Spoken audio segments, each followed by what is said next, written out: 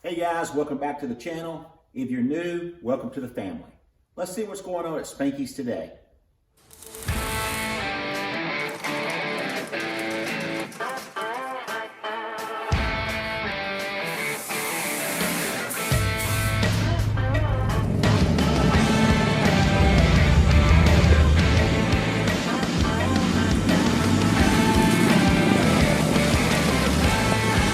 Today's task is going to be fixing this Chevy truck. We painted it several videos back on the 55 Chevy first series truck build. Well, Hank Aaron would definitely be proud of me. I came really close to beating his run record. So we've got to fix these. Several different ways to do it. Sometimes you'll wipe some putty glaze over this. That's easy to sand. It's just like Bondo, but you'd fill in your little pinholes with it. Wipe that over it and then start sanding that down. And once you get that completely sanded down, your runs will be gone. That's a safe way to do it.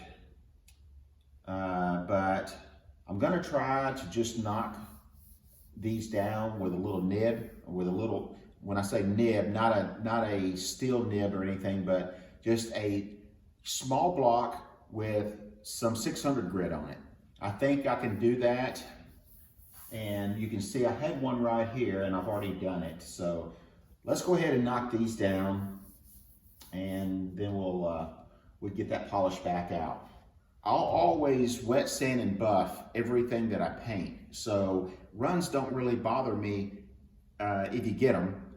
But in some areas, it's really hard to get rid of the runs if it's in a curve area like this or a belt line or something like that, because these edges won't hold the paint like a flat surface would. So that's why you have to be careful. So let's see if we can't get this knocked down and see if we can't make this a happy panel. All right, here's a little bit better up close. You can see where I autographed it. And it's really a pain when that happens. But what happened here is there was a little bit of paint left in the gun. And instead of wasting it, I went ahead and put it on. And now you can see what it did to me. Because there's probably 4 or 5 coats of clear on the back panel right here. And 3 would have been great. And then what else happened, it was super slick when I went in. When I got up the next morning and came out and looked at it, it had sagged on me. So we can fix it. We can fix it, no problem. The only reason I'm doing this with dry is so that you can see what you're doing. If you were doing it with wet, you wouldn't be able to see any of the runs. And I'm trying to stay off of the area that doesn't have runs.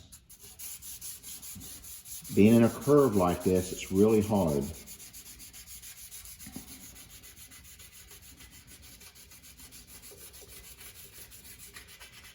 And if you get down in this area, like right here where I'm touching, that's where you have to really be careful.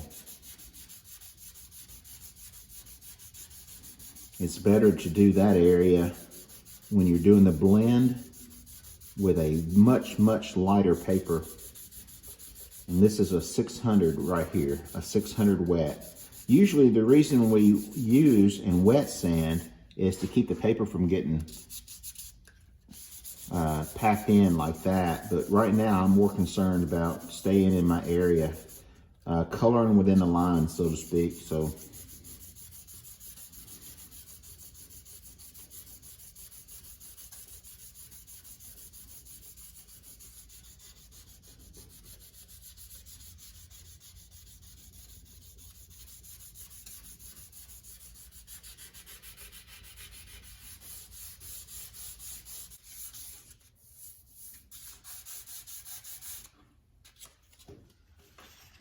all right, let me give you a little comparison.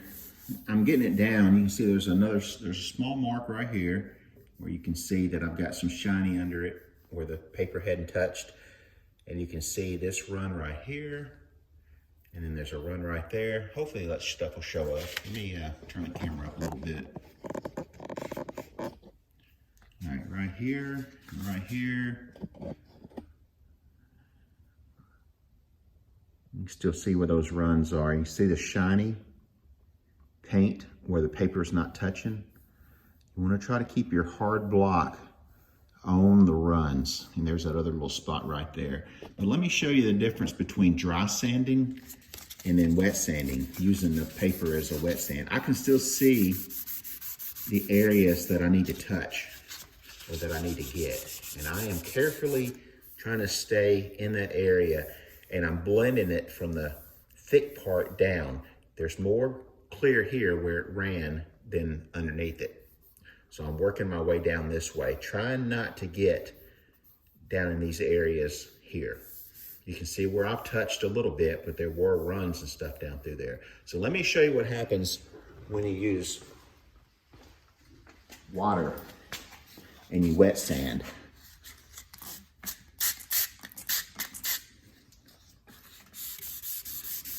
All right, now, where should I sand? It is cleaning the paper out, but you cannot see where you want to go. Now, I'll eventually wet sand it when everything is equal.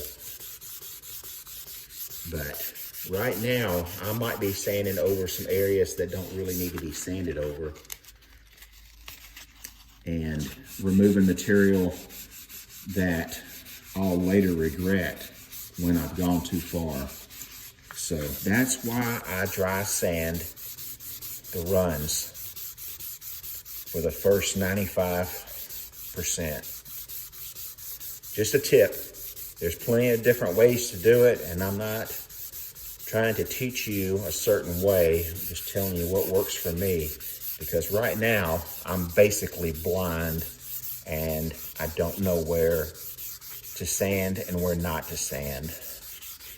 I'm not really doing any harm right this second because I'm not putting a lot of pressure on it, and I'm moving around, and I can feel some of the areas that need it the most. But I would rather dry sand and see where I'm at. So let me wipe this off, and then I'll dry sand some more and see if we can't get these runs out of here. All right, so as I move towards the edge to get this last run, I've still got a little bit right there and a little bit right there. I'll get those with a little bit lighter grit because you can barely feel them. But before I start trying to get this run right here, I went ahead and laid some tape down, because 1 or 2 swipes with that paper on that sharp line right there, and you're back down to primer. So do yourself a favor and lay down some tape so you can only get what you want to get right there. All right, so now you can see pretty much got all of the runs out. And there's a little mark right there, a little mark right there I need to go back and touch. But once you get to this point right here, you're gonna know more when you buff it out. So don't get mad if you buff it out and you find more runs. But actually, we're not through sanding it. This is the 600. We'll need to sand it with 800, 1,000, 1,200, 1,500, up to 2,500, and then buff it out. But we don't want to take it all off with the 600, because the 600 is kind of dangerous. So I hope this helped. I don't know that we're going to buff it out today, because that's the other's a whole lot of sanding. But just sneak up on all your runs. It's not the end of the world. It's not the end of the world if you have to sand it and repaint it, but just think about how much money you saved yourself. And hey, I've been painting for a long time, and look what I did. I got more runs than Hank Aaron. But anyway, there you go, guys. From here, just keep switching your papers, and now you can sand all over now that you've got the runs out. Don't forget your edges up here. These belt lines, these curves, that sandpaper will get in there, and 1 or 2 swipes and you're getting down close. Just don't, it doesn't hold the paint right there like it does on your flat surfaces. But even this round area right here holds less paint than these areas on either side of it. So you got to be careful, got to be careful. That's why I do it with a dry sand first before I start wet sanding. Because as you can see, like I said before, once you put water on it, you cannot see the runs. Hey guys, as always, thanks for stopping by the shop and thanks for all your help. We just hit 3,000 subscribers. You guys aren't subscribers, you guys are family. I appreciate it that you guys are why I do this, and I hope you're getting something out of it. So give me a thumbs up if you like the videos. Thanks for liking, tagging, sharing, subscribing, and all that you do. Many of you have asked about the Spanky's t-shirts. Yes, we've been selling them for 20 plus years.